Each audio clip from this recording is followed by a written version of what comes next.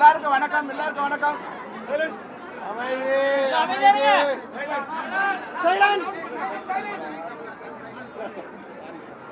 எல்லாருக்கும் வணக்கம். இன்னைக்கு 34 வருஷம் கழிச்சு இன்னைக்கு கேப்டன் பிரபாகரன் இன்னைக்கு ரிலீஸ் ஆயிருக்கு. ரீரிலீஸ் பண்ணியிருக்கோம். தமிழ்நாடு முழுக்க மக்கள் மிகுந்த ஆரவாரத்தோட இன்னைக்கு ரிலீஸ் ஆகிற படம் மாதிரி இதுக்கு மிகப்பெரிய ஆரவாரம் கொடுக்குறாங்க. அது மட்டும் இல்லாமல் நாங்கள் எல்லாரும் உட்காந்து படம் தேட்டரில் பார்த்தோம். அன்னைக்கு எவ்வளோ கிளாப் பண்ணாங்களோ அதே மாதிரி தான் இன்றைக்கும் கிளாப் பண்ணுறாங்க. அன்னைக்கு எந்த வசனத்துக்கு கிளாப் பண்ணாங்களோ அதே போல் இன்றைக்கி வசனத்துக்கு கிளாப் பண்ணுறாங்க. விஜயகாந்த் சார் அந்த போலீஸ் ஸ்டேஷன் ஃபைட்டில் பேக் ஷாட்டில் போய் அன்னைக்கெலாம் எப்படி கை தட்டாங்களோ சேம் ஷாட் தான் இன்றைக்கி கை தட்டுறாங்க. அந்த படம் ரிலீஸ் ஆகும்போது பிறக்காதவங்களாம் இன்றைக்கி படம் பார்த்துட்டு அந்த குழந்தைங்களாம் இன்றைக்கி கை தட்டும்போது எனக்கு ரொம்ப சந்தோஷமாக இருக்குது. ஆனால் சார் இல்லைங்கிற ஒரு கவலை இருக்குது. ஆனாலும் அவர் பேசுகிற ஒவ்வொரு வசனத்துக்கும் ஒவ்வொரு ஷாட்டுக்கும் உண்மையாகவே ரொம்ப சந்தோஷமாக இருக்குது. இங்கே மட்டும் இல்லை, நான் நிறைய நண்பர்கிட்ட விசாரித்தேன். தமிழ்நாடு முழுக்க இந்த படத்துக்கு மிகப்பெரிய ஆரவாரமாக இருக்குது. இன்னைக்கு ஷோ ஹவுஸ்ஃபுல்லாக இருக்குனாங்க, அடுத்த ஷோ ஹவுஸ்ஃபுல்லாக இருக்குது. அதாவது படத்துக்கு ஓப்பனிங்கே இல்லாமல் இருக்கிற இந்த காலகட்டத்தில் 35 வருஷம் கழித்து இந்த படம் ரிலீஸ் பண்ணால் கூட இந்த ஷோ ஹவுஸ்ஃபுல்லாக இருக்குது. எல்லா இடங்களுமே மிகப்பெரிய ஆரவாரத்தோடு மக்கள் வரவேற்கிறாங்க. பாசமுள்ள பாண்டியரே சாங் வரும்போது தேட்டரில் எல்லாரும் எழுந்து ஒரே ஆட்டம் ஆடுறாங்க. அதை விட ஆட்டமா தேரோட்டமா வரும்போது தேட்டரில் எல்லாருமே டான்ஸ் ஆடுறாங்க. அவங்களுக்கு என்ன பிடிச்சிருக்குன்னு எனக்கு தெரியல. அதுபோல் பிடிச்சிருக்கு. அதுபோல் கிளைமேக்ஸ் சீனில் விஜயகாந்த் சார் பேசுகிற ஒவ்வொரு வசனத்துக்கும் தேட்டரில் அனல் பறக்குது. உண்மையாகவே வசனகர்த்தா லியாகத் அலி கான் சாருக்கும், மன்சூர் அலிகானுக்கும், ரம்யா கிருஷ்ணனுக்கும், சூப்பர் சுப்ராயனுக்கும், இந்த படத்தில் ஒர்க் பண்ண எல்லா டெக்னீஷியனுக்கும் நான் நன்றி சொல்ல விரும்புகிறேன். இதை விட முக்கியமாக இந்த படத்துக்கு உயிர் கொடுத்த பின்னணி இசையின் மூலம் ஒவ்வொரு இடத்துலையும் தான் நிற்கிற இளையராஜா சாருக்கும் இந்த நேரத்தில் நான் நன்றி சொல்ல விரும்புகிறேன். 2 பாட்டு தான் இருந்தாலும் ஆட்டத்தை தேட்டரில் நீங்கள் பார்த்தீங்கன்னா தெரியும், படம் முழுக்க விளையாடிட்டே இருக்காங்க. இந்த நேரத்தில் இந்த பிரம்மாண்டமான படத்தை உருவாக்கிய ஏஎஸ் இப்ராஹிம் ராவுத்தர் அவரை நான் மறக்க முடியாது. ஒரு காட்சிக்கும் எனக்கு 500 பேர் வேணும், 1000 பேர் வேணும், 100 குதிரை வேணும், 60 குதிரை வேணும், ஃபைட்டர்ஸ் வேணும்னு சொல்லும்போது எதுக்குமே சலிக்காமல் இந்த படம் முடிகிற வரைக்கும் எனக்கு ஒரு பெரிய தூணாக இருந்தார். ஏஎஸ் இப்ராஹிம் ராவுத்தரும் கேப்டன் விஜயகாந்த் சார் இல்லைன்னா இந்த படத்தை நான் உருவாக்கியிருக்க முடியாது. ஒருவேளை அவங்க 2 பேர் இருந்திருந்தாங்கன்னா இன்றைக்கி கமலா தட்டில் லெஃப்ட்டும் ரைட்டுமா அவங்க இருந்திருப்பாங்க. நாங்கள் அந்த படத்தை ரொம்ப சந்தோஷமாக பார்த்துருக்கோம். இருந்தாலும் அவங்களோட ஆசீர்வாதம் எங்களுக்கு கிடைக்குங்கிற ஒரு நம்பிக்கை எனக்கு இருக்குது. எல்லாருக்கும் நன்றி. இந்த படத்தை 2025 டிஜிட்டல் உலகத்தில் நீங்கள் சினிமா போயிட்டுருக்கு. நீங்கள் அந்த காலகட்டத்தில் ஒரு பிரம்மாண்ட படத்தை பண்ணியிருக்கிறீங்க. இது எப்படி சார் நீங்கள் சாத்தியம் பண்ணி இன்னைக்கு உள்ள டைரக்டரெல்லாம் எடுக்க முடியுமா? அது மாதிரி பிரம்மாண்டத்தை சார் எடுக்கணும்னு நினச்சா எடுக்கலாம். ஆனால் இதுக்கு விஜயகாந்த் சார் மாதிரி ஒரு ஹீரோ வேணும்.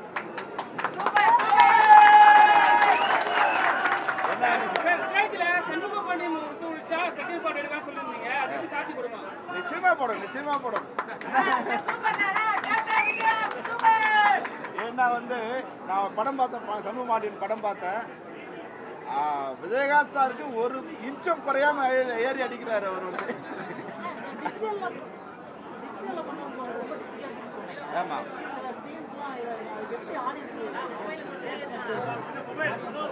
சார், இது இப்போ என்னன்னா எங்ககிட்ட நெகட்டிவ் இல்லை. 35 வருஷம் ஆயிடுச்சு. இப்போ பிரிண்ட்ல இருந்தா நாங்கள் பண்ணியிருக்கோம். ஆனால் ஒரு ஃப்ரேமாக ஒர்க் பண்ணி தான் பண்ணியிருக்கோம். அதனால் என்ன மேக்ஸிமம் பண்ண முடியுமோ அந்த அளவுக்கு பண்ணியிருக்கோம். நீங்கள் என்ன பாருங்கள், இன்றைக்கி எடுத்த படத்துக்கும் அதுக்கும் ஒரு பெரிய டிஃப்ரென்ஸ் நீங்கள் கண்டுபிடிக்க முடியாது. ஃபிலிம்லேருந்து நாங்கள் ட்ரான்ஸ்ஃபர் பண்ணியிருந்தா கூட நீங்கள் அதை டிஃப்ரென்ஸ் கண்டுபிடிக்க முடியாது. நிச்சயமாக அது ஈக்குவலான இதுதான் இருக்குது.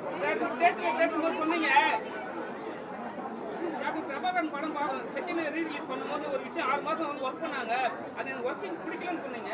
இப்போ இந்த ஸ்டைல் உங்களுக்கு பிடிச்சிருக்கா? நிச்சயமா. இப்போ நீங்கள் பார்த்தீங்க இல்லையா, முதல்ல என்னென்னா அவங்க ட்ரான்ஸ்ஃபர் பண்ணும்போது அந்த ஃபிலிம்லேருந்து ட்ரான்ஸ்ஃபர் பண்ணது கொஞ்சம் கிளாரிட்டி இல்லாமல் இருந்தது. நான் அப்புறம் கார்த்திகை கூப்பிட்டு சொன்னேன், கார்த்திக் இது மாதிரி பண்ணால் இப்போது உழைப்பு வீணாயிடும். அதனால் வந்து ஒரு 3 மாதம் 4 மாதம் லேட் ஆனாலும் பரவாயில்ல, இது ஒரு ஃப்ரேமாக ஒர்க் பண்ணணும். அப்படி பண்ணால் தான் வந்து நல்லாயிருக்கும். டிஐ பண்ணுறது வந்து சும்மா ஒரு ஷார்ட்டாக பண்ணக்கூடாது, ஒரு ஃப்ரேமாக பண்ணணும். மொத்த குவாலிட்டி அதுலேருந்து ட்ரான்ஸ்ஃபர் பண்ணணும்னு சொன்னேன். அதை வந்து அபுவும் ஒத்துக்கிட்டாரு, ராவுத்தர் ஃபிலிம்ஸ் அபு ஒத்துக்கிட்டாரு, அது மாதிரி கார்த்திகும் ஒத்துக்கிட்டாங்க. நிச்சயமாக வந்து ஒரு நீங்கள் படம் பார்த்தீங்கன்னா தெரியும், அந்த குவாலிட்டியில் வந்து 1% அவங்க குறையலன்னு நல்லா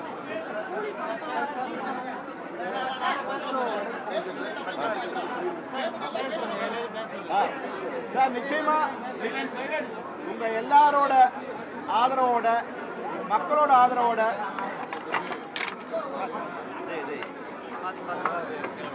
ப்ரெஸ்ஸோட ஆதரவோட, உங்களோட ஆதரவு, நான் ப்ரெஸ்ஸோட ஆதரவு சொல்கிறேன். ஏன்னா ஒரு 6-7 வருஷத்துக்கு முன்னாடி நான் கேப்டன் பிரபாகரன் 2 எடுக்கணும்னு நினச்சேன். செம்மரக்கடத்தில் பேஸ் பண்ணி அதை எடுக்கணும்னு நினச்சேன். அதுக்கப்புறம் புஷ்பா வந்ததால் அதை ஸ்டாப் பண்ணேன். இப்போ படம் பார்க்கும்போது வந்து நிறைய பேர் சொன்னாங்க, இதில் வந்து நிறைய சீன்ஸ் புஷ்பாவில் இருக்குது. இது வந்து இந்த பேக்ரவுண்ட் வச்சு எடுக்கும்போது சில சீன்ஸ் அது மாதிரி அவாய்ட் பண்ண முடியாது. அதனால் வந்து இதை பார்த்து அது வந்து அதை பார்த்து இது வந்து நான் சொல்ல விருப்பப்படல. ஏன்னா நானே ஷோலே ஒரு இன்ஃப்ளூயன்ஸ் தான் இந்த படம் பண்ணணும்னு நினச்சேன்.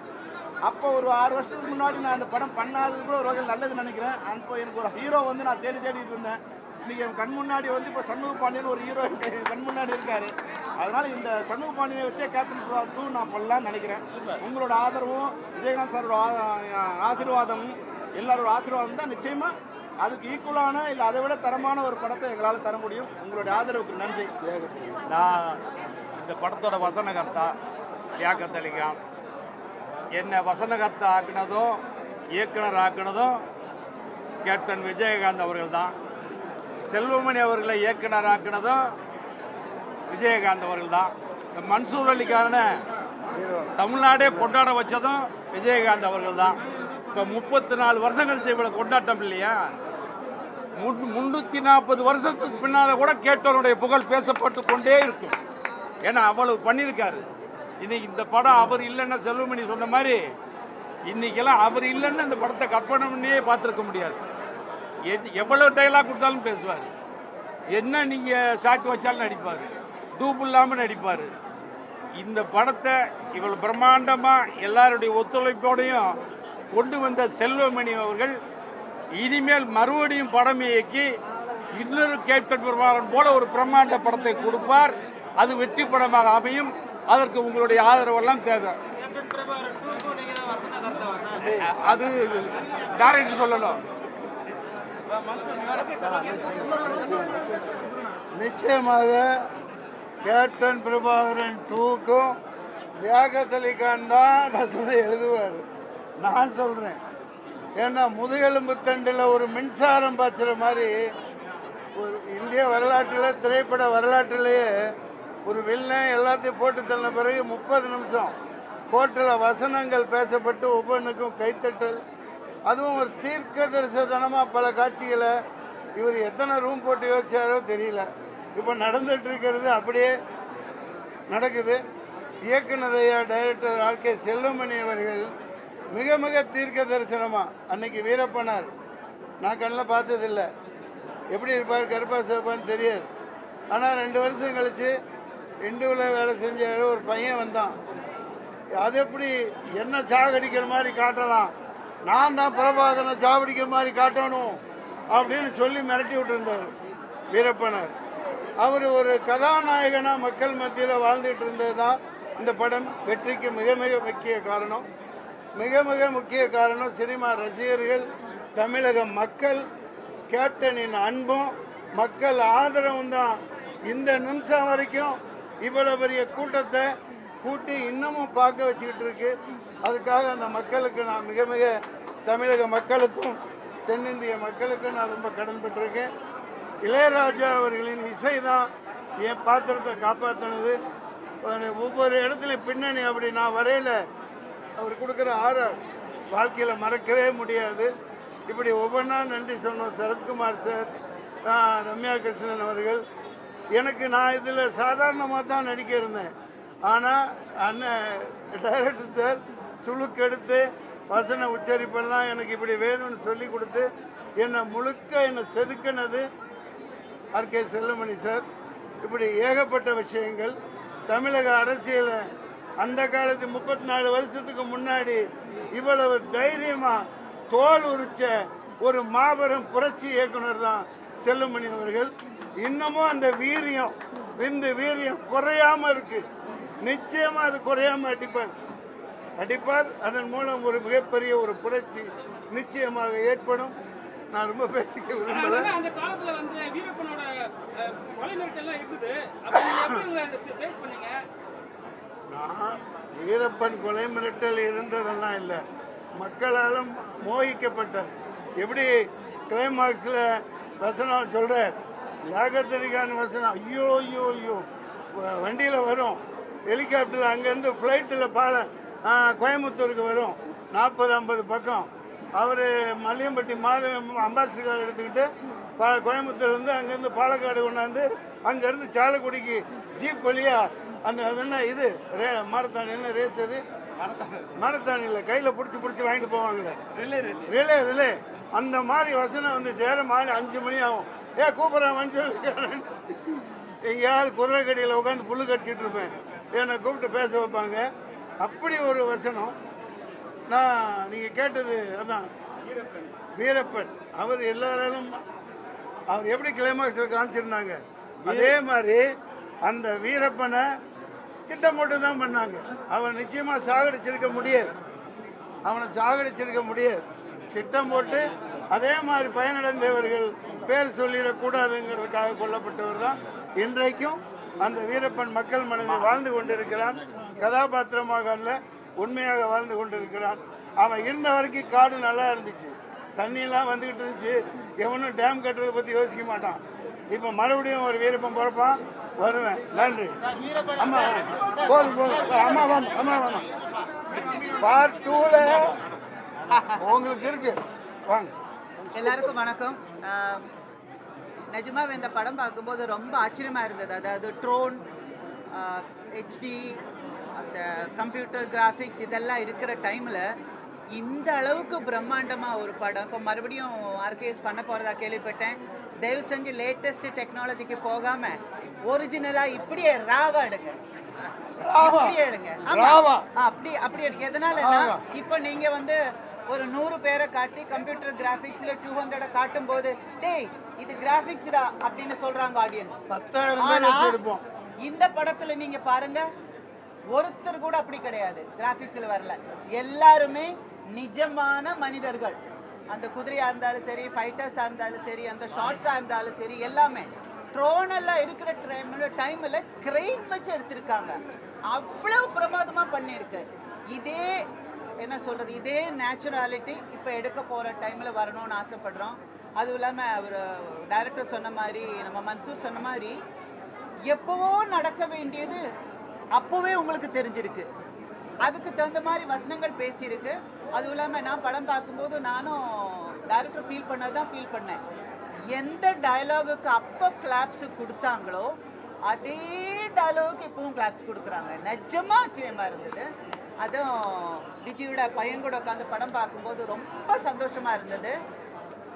அதை மாதிரி என்ன அதை விட பிரமாதமாக இன்னொரு கேப்டன் பிரபாகர் வரும் அப்படின்னு நான் எதிர்பார்க்குறேன், நம்புகிறேன்.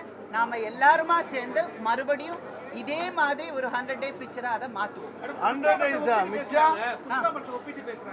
இந்த படத்தை புஷ்பா ஒப்பிடுறாங்க, புஷ்பா படத்தை இதை ஒப்பிடல. இதுதான் ஃபர்ஸ்ட். அந்த லொல்லெல்லாம் இருக்கக்கூடாது. ஃபர்ஸ்ட் வந்து அவங்க அப்புறம் வந்தது. இதை பார்த்து அவங்க பண்ணாங்க, அவங்கள பார்த்து இவங்க பண்ணாங்க. கம்பேர்லாம் பண்ண வைக்காதீங்க ப்ரோ. முடிச்செல்லாம் போடாதீங்க ப்ரோ. அவர் அந்த இடத்துல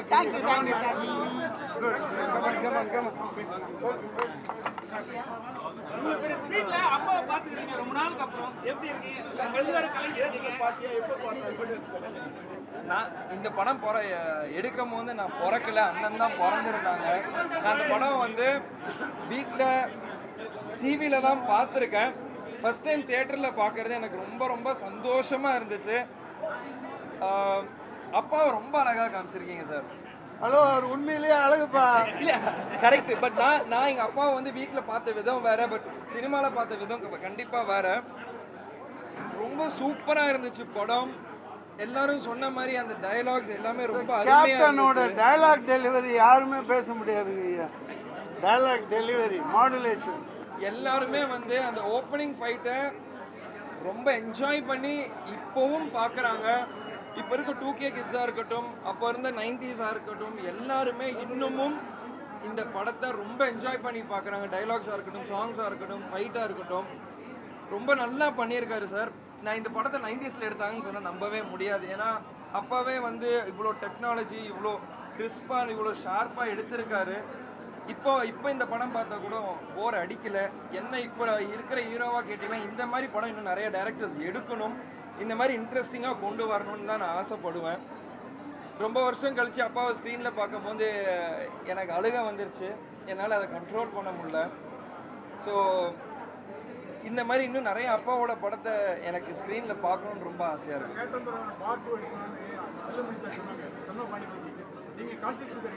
நான் எல்லாம் ரெடி சார். என்ன சார் ஓகேன்ட்டாரு, நானும் ஓகே தான் சார், அவ்வளோதான். சார் எப்பவுமே வந்து சார் வந்து கேப்டன் சொல்லுவாங்க. நேற்று வந்து ஒரு பெரிய விஜய் சார் என்ன சொல்றாரு, அண்ணான்ட்டாரு. அது எப்படி நீங்க பாக்குறீங்க? எனக்கு பின்னால அவங்க பேசாம இருக்குது அண்ணா மதுரையில. விஜய் அண்ணனுக்கு வந்து அப்பா வந்து அண்ணன், ஸோ அவர் வந்து அண்ணான்னு கூப்பிடுறாரு, அவ்வளோதான். இதில் ஒன்றும் பெருசாக நம்ம பார்க்கறதுக்கு ஒன்றும் இல்லை. அப்பா வந்து விஜய் சாரை சின்ன வயசுல இருந்து பார்த்துருக்காரு, அதனால விஜய் அண்ணன் வந்து அப்பாவை அண்ணன் கூப்பிட்டு பழகிருக்காரு, அதனால அண்ணன் சொல்லிட்டாங்க, அவ்வளோதான். இல்ல விஜய் சார் ரசிகர்லாம் வந்து எங்களெல்லாம் வந்து கவர்ந்து இழுக்கிறாருன்னு சொல்லிட்டு ஒரு விஷயம் போயிட்டு இருக்கு. புரியல. எங்களெல்லாம் கவர்ந்து இழுக்குன்னு சொல்லிட்டு போயிட்டு இருக்கு. விஜய் சார் வந்து விஜயகாந்த் ஃபேன்ஸை வந்து கவர்ந்து இழுக்கிறாருன்னு சொல்லிட்டு போயிட்டு இருக்கு. எப்படி பாக்குறீங்க? மாத்தாதப்பா, இந்த படத்தை பத்தி பேசுப்பா. அப்பா வந்து எல்லாரும் மக்கள் சொத்து. அப்பா படத்துலேயே சொல்லியிருக்காரு, மக்கள் திருப்பே மகேசன் திருப்புன்ட்டு. ஸோ அது மக்கள் சொல்ல போறாங்க, யார் இழுக்கிறாங்க, இது அதெல்லாம் அங்கே எதுவுமே கிடையாது. இப்போ கேப்டன் பிரபாகர் ரீரிலீஸ்க்காக வந்திருக்கோம், அப்பாவை கொண்டாட வந்திருக்கோம், அதனால நம்ம அதை மட்டும் பார்ப்போம். சார் வீரபத்திரன் வந்து ஸ்பீக்கரில் வந்து அப்போ இருந்தாங்க அந்த படம் எடுக்கும்போது. அன்னைக்கு வந்து யாருமே ஏற்று நடிக்காத கதாபாத்திரத்தை கேப்டன் சார் எடுத்து நடிச்சிருக்கிறாரு. அன்னைக்கு காலகட்டத்தில் அதை பெரிய பெரிய பிரச்சனைகளை சந்திச்சிருக்காங்க. அதை வந்து ஆர்கே செல்வமணி சார் கொஞ்சம் தெளிவாக சொல்லணும். அதை நீங்க பார்ட் 2ல சொல்லுவோம்.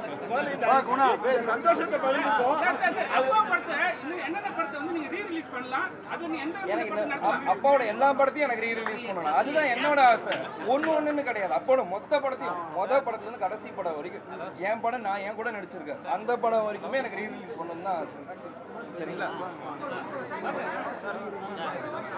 வணக்கம். கேப்டன் பிரபாகர் மிக அற்புதமா இருந்துச்சு. ஏன்னா இந்த படத்துல நடிச்ச கேப்டனை வந்து எப்போதும் மறக்க முடியல. ஆர்கே செல்வமணி சாரை உண்மையிலே ரொம்ப பாராட்டணும். எப்போவோ நடந்த படம் இன்னைக்கு நடந்த மாதிரி இருக்குது. லியாகத் அலி கான் சார் மிக அற்புதமான வசனம். கோர்ட்ல அந்த வசனம் பார்த்தா இன்னைக்கு என்னமோ எழுதின வசனம் மாதிரி இருக்குது, இன்னைக்கு கரண்ட்ல நடந்த மாதிரி இருக்கு. கேப்டன் பிரபாகர், கேப்டன் விஜயகாந்த் அவர்கள் மிக அழகா, மிக அற்புதமா, அவருக்கு சண்டையிலே அந்த கை இறங்கிச்சு, அதை காலால கிக் பண்றாரு. ஒரு பிரமாதமா, ஒரு ஆல் இந்தியா இல்ல உலக லெவல்ல ஒரு மிகப்பெரிய ஹீரோ கேப்டன் விஜயகாந்த் அவர்கள். அந்த படம் இப்போ பார்க்கும்போது எனக்கு சந்தோஷமா இருந்துச்சு, ஆனால் அழுகையும் வந்துச்சு. அவர் மகன் சொன்ன மாதிரி தான் எங்களுக்கும் என்னால் தாங்க முடியல. ஃபைட் மாஸ்டர் ரொம்ப அற்புதமாக பண்ணியிருக்காரு. ட்ரெஸ்ஸு காஸ்டியூம் ரொம்ப ரொம்ப அற்புதமாக இருக்குது. பிரம்மாண்டம். அதாவது வந்து ஒவ்வொரு சீன்லேயும் 1000 பேர் 2000 பேர் இருக்காங்க. அந்த நைட்டில் காட்டுக்குள்ளே தேடி வரும்போது அந்த லைட் வச்சு வரதெல்லாம் பார்த்தீங்கன்னா 1 கிலோமீட்டருக்கு எடுத்திருக்காரு. அந்த மாதிரி அற்புதமாக எடுத்திருக்காங்க. உண்மையிலே இந்த படம் மாதிரி நிறைய படங்கள் வரணும். நன்றி, வணக்கம். அதை கொஞ்சம் மென்ஷன் பண்ணுங்க. பெஸ்ட் வெர்ஷன் வந்திருக்கு. அனைவருக்கும் வணக்கம். கேப்டன் விஜயகாந்த் சாரோட 100வது படம் கேப்டன் பிரபாகரன். இந்த படத்தை பிரம்மாண்டமான முறையில் 450 தேட்டருக்கு மேலே ஸ்க்ரீனில் தமிழ்நாடு ஃபுல்லாக நம்ம ரிலீஸ் பண்ணியிருக்கோம் ஸ்பேரஸ் யூனிவர்ஸ் நிறுவனம் மூலமாக. அவர் காலையிலேருந்து திருவிழா மேலே கொண்டாடுறாங்க. ஏகப்பட்ட ஃபோன் கால்ஸு. ஒரு ஷோ தான் முடிஞ்சிருக்கு, 140 ஷோ இன்க்ரீஸ் பண்ணிட்டாங்க. எல்லாமே காம்ப்ளெக்ஸ் தேட்டரு, பெரிய விஷயமா இருக்குது. இப்போ தான் அப்டேட் பண்ணுறேன்னா, செல்வமணி சாருக்கு இப்போ தான் அப்டேட் பண்ணுறேன். ரொம்ப சூப்பராக ரசிகர் கொண்டாடுறாங்க. இதை தமிழக மக்கள் இல்லை உலக மக்கள் கேப்டன் விஜயகாந்தை அவர் பர்த்டே அன்னைக்கு வேறு லெவலில் திருவிழா மாதிரி கொண்டாட போகிறாங்க. ரொம்ப ரொம்ப சந்தோஷம். இதுக்கு உறுதுணையாக இருந்த செல்வமணி சார், கேப்டன் குடும்பத்துக்கும் கேப்டன் ரசிக பெருமக்களுக்கும் அனைவருக்கும் நன்றி. அதே மாதிரி நேற்று 6:30 மணிக்கு தான் இந்த அப்டேட் வெர்ஷனை நான் போய் எல்லா கியூப்லேருந்து யூஎஃப்ஓலேருந்து அப்டேட் பண்ணேன். காரணம் 1 இயராக ஒர்க் பண்ணிகிட்ருக்கோம். நாங்கள் 1 இயராக ஒர்க் பண்ணி செல்வமணி சார்கிட்ட பார்க்க ஒவ்வொரு விஷயம்னா எனக்கு ஒரு பெரிய வாய்ப்பு கொடுத்தாரு. அது வாய்ப்பான்னு நினைக்கல, வரமான்னு நினைக்கிறேன் இந்த படத்தை நான் ரிலீஸ் பண்ணுறது. ஏன்னு கேட்டிங்கன்னாக்கா ஒவ்வொரு பிரேமாக உதவி இயக்குனர் மாதிரி அவரோட நான் வேலை செஞ்சு இந்த படத்தை ரெடி பண்ணேன். நேற்று 6:30 மணிக்கு போய் இந்த 4Kல அப்டேட் பண்ணேன். வேற லெவலில் வந்திருக்க கண்டென்ட். மக்கள் ரசிகர் பெருமக்கள் இந்த படத்தை பார்த்துட்டு சூப்பராக ரசிப்பாங்க. அனைவருக்கும் நன்றி, வணக்கம்.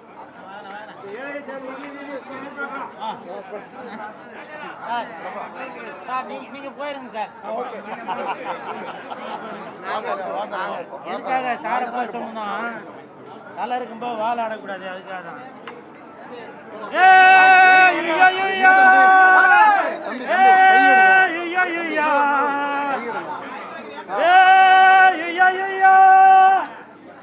நேற்றில் எனக்கு தெரிஞ்சு ரஜினி சார் படம் அதில் தான் வந்து அந்த சாங்கை வந்து மறுபடியும் ரிப்பீட் போடுவாங்க. இந்த படத்தில் கேப்டன் பிரபாகரன் படத்தில் அந்த சாங்கை 3 தடவை திருப்பி போட்டாங்க. அது பார்க்கும்போது அவ்வளோ சந்தோஷம்.